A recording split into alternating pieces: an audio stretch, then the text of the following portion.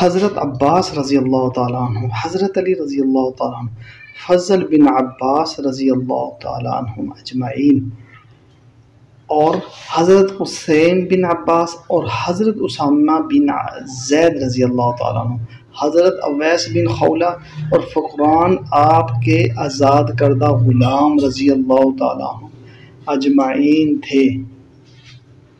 غسل مبارک کے دوران آپ کو اپنے سینے پر ٹیک رکھا تھا۔ حضرت اویس بن خولہ انصاری نے آپ کی کروٹیں بدل رہے تھے۔ حضرت عباس اور حضرت فضل اور حضرت قاسم رضی اللہ تعالیٰ عنہم اجمعین یہ آپ کے کروٹیں بدل رہے تھے اور آپ کے جسم مبارک پر پانی بہا رہے تھے۔ حضرت اسامہ بن زید اور فقران آپ کو غسل دے رہے تھے۔ حضرت علی آپ کو غسل دیا گیا پانی اور بیری کے پتوں سے۔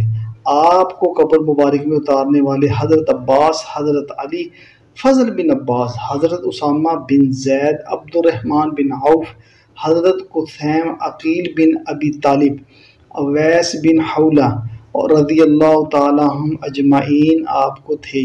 آپ کا آخری دیدار کرنے والے صحابی روایت میں ہے آپ کی قبر مبارک پر مٹی ڈالنے سے پہلے حضرت مغیرہ بن شعبہ کی انگوٹھی قبر مبارک میں گر گئی اور وہ قبر مبارک میں اترے۔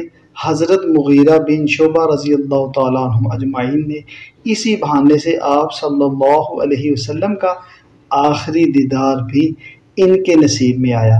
اللہ پاک ہم سب کو عمل کرنے کی توفیق عطا فرمائے، اور ویڈیو اچھی لگے تو گزارش ہے اس کو سبسکرائب کریں۔ السلام علیکم ورحمۃ اللہ وبرکاتہ۔